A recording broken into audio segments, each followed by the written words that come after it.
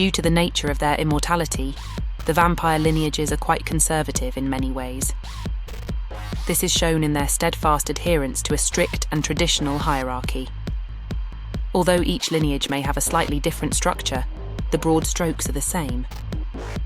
The player in Vampire Syndicate will have to climb their way up from the very bottom.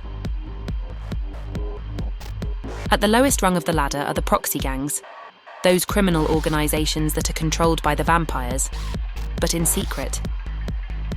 While these proxy gangs include some of the largest syndicates in the city, such as the Iron Cartel or the Dead Dragons, very few know the existence of their undead masters. Such a secret is reserved for more trusted servants. Acolytes are the next step on the hierarchy. These are some of the most talented and reliable names in the underworld, many of them having been promoted directly from the proxy gangs. Acolytes are usually organised under the supervision of a familiar, but it is not unheard of for especially gifted prospects to work alone.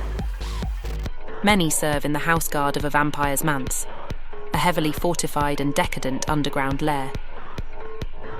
Familiars are the highest-ranking humans in this structure. Most vampires will have a handful of familiars in their service at any one time, with older immortals having even larger retinues. Familiars are hand-picked by their masters and schooled in the ways of their lineage. Traditionally, they are protégés, waiting for their chance to be blooded and become a vampire in their own right.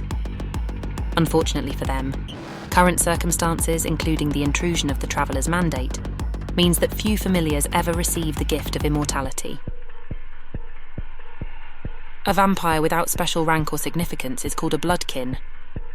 There is no formal designation for recently made vampires, although they are often referred to as new blood.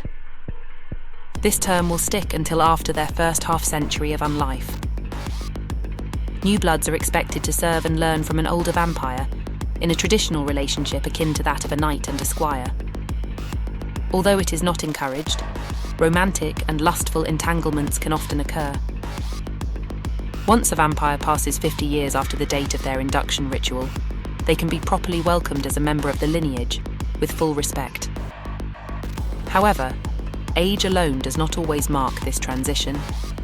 Vampires respect ambition and talent over all else. The first major position of office such a vampire can take is that of a knight captain, the name of which can differ from lineage to lineage.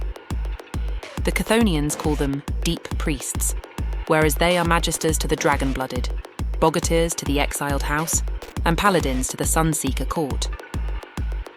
These are the middle managers of the lineages, supervising younger vampires and the acolyte house guards. Next are the bloodbound sentinels. While not precisely a rank, it is a position of great honour as these vampires are sworn protectors of the lineage elders and even the patriarch themselves. It is also a very politically advantageous role, as these bodyguards become privy to the workings of the vampire leadership. And then there are the elders. Unlike humans, vampires grow more powerful physically as they age, and doubly so if they have a talent for blood magic or shaping.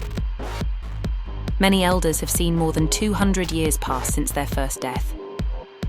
They are eccentric beings, often unaccustomed to modern behaviours, but endowed with cold cunning and a strategic mind, or else they would not have survived.